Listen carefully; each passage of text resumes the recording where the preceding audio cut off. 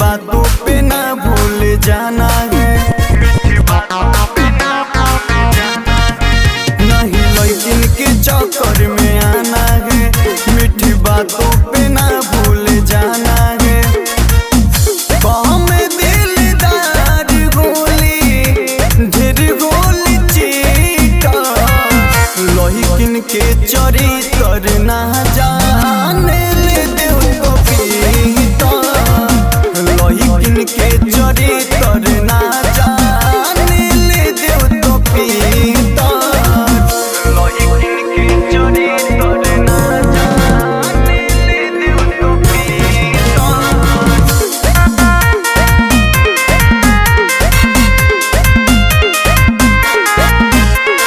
बाबू सोना पोपो उसके होठों पे रहता है, जो ना समझता है वो दर्द उम्र भर सकता है।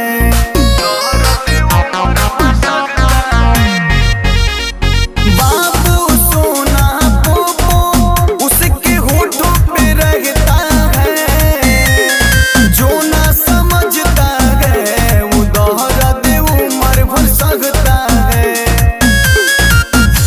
कोई देगी घर घुस के दिलवा के भीतर, लेकिन के चरित्र ना जाने ले देव तो पीता, लेकिन के चरित्र ना जाने ले देव तो पीता, लेकिन के चरित्र ना जाने ले देव तो पीता।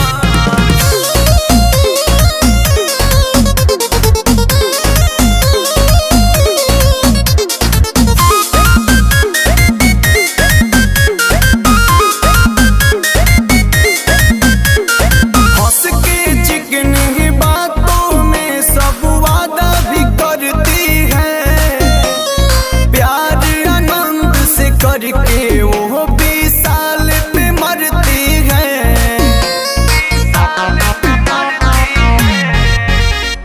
हंस के चिकनी बातों में सब वादा भी करती है, प्यार आनंद से करके वो 20 साल पे मरती है।